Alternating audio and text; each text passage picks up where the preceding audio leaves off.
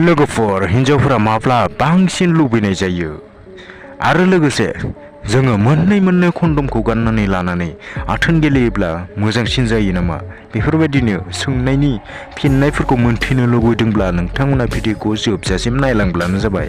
फैदो अब्ला दिनैनि भिडिअखौ जागायनोसै। नाम्बार 1 आवनो दं दाखयोब्ला मेगननि पावारा खमायलाङो। लोगोफोर बेयो नंखाय बाथ्रा। माब्लाबाबो जोङो दाखना लायोब्ला जोंनि मेगननि पावारा खमायलाङा। बेयो ओरैबायदि बुंनाय जायो जेनेबा जोङो आथोन गेलेयालासिनो दाखबाय थायोब्ला जोंनि आखाइ आथिंफोरावबो खोमोन ओंखारलांजोबो होननानै। लोगोफोर जों माब्लाबा खोमोन ओंखारनाय नुदों नामा? बेफोरबायदिनो जोङो आथोन गेलेयालासिनो दाखबाय थानानै जोंनि मेगननि पावारा खमायलांनाय केस माब्लाबाबो मोनाखै। नाम्बार 2 आवनो दं मोननै कन्डम लगायना आथोन गेलेनाया साबसिनथार। लोगोफोर बेयो माब्लाबाबो साबसिन नङा। जोङो मोननै कन्डमखौ गाननानै लानानै आथोन गेलेयोब्ला बे कन्डमा गावस्रालांनाय एबा जिलांनायनि बांसिन चान्स जाहैयो।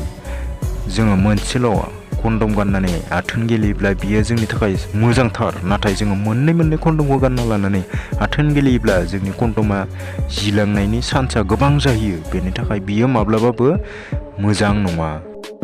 नाम्बार 3 आवनो दं लेडिसफोरा मा समाव बांसिन आथोन गेलेनो लुबैयो। लोगोफोर लेडिसफोरा ओभुलेसननि समाव एबा एमसि जानाय समाव बिथांमोना एमसि जानाय समाव गोबां आथोन गेलेनो लुबैयो।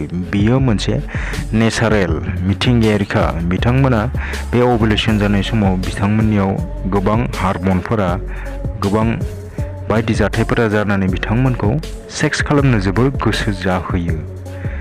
माब्लाबा समाव बांद्राय जाया अब्लाबो गोबाङानो बे समाव आथोन गेलेनो लुबैयो। नाम्बार 4 आवनो दं जिएफखौ माबोरै रेडि खालामनो नांगौ। लोगोफोर नोंथांमोना जिएफखौ बाखनायनो नांगौ। बिथांमोननि गुस्थिखौ, फेसखौ, महर मोखांखौ, बिथांनि सेक्सि बडि, खानाय बायदिफोरखौ तारिफ खालामनानै जोङो बिथांमोनखौ बाखनायनानै गोजोनग्लाय होनो नांगौ। जों गोबां गोदै बाथ्रा जों बिथांमोनखौ गलि होनानै एबा बाखनायनानै गोजोन होनांगौ। बेनिफ्राय जोङो लासै बे खामानिसिम जोङो बारस्लायलांनो हायो। नाम्बार 5 आव दं फार्स्ट टाइम आथोन गेलेनाय समाव जेन्ट्सफोरा मा सानो। लोगोफोर जेन्ट्सफोरा फार्स्ट टाइम आथोन गेलेनायाव सानो जोङो गोबां सम आथोन गेलेनो हायाब्ला जोंनि आथोन गेलेनो हानायनि पावारखौ खम सानगोन होननानै सानो बिथांमोना। लोगोफोर बेयो गोरोन्थि। फार्स्ट टाइम आथोन गेलेनायाव जों माब्लाबाबो गोबाव सम आथोन गेलेनो हाया। लोगोसे जोङो आरो सानबावोदि जोङो गोजोन होनो हायाब्ला गावनि जिएफखौ एबा हिन्जावखौनो जानो हागौ। फार्स्ट टाइम आथोन गेलेनायाव जों गोजोनग्लाय होनो हायाब्ला गोबाव सम खालामनो हायाब्ला जोंनि पावारखौ गैया होनना सानगोन। जेबोखौनो खालामनो हाया होननानै सानगोन।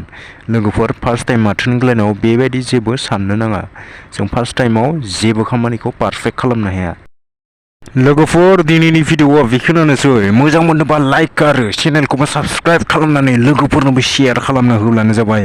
बेफोरबायदिनो मिथिनो गोनां बाथ्राफोरखौ गासैबो मिथिब्लासो जोङो गासैबो सांग्रां जानो हागोन। बेनि थाखायनो भिडिअखौ शेयार खालामना हो। लोगोसे आं बेफोरबायदिनो भिडिअ खालामबाय थागोन।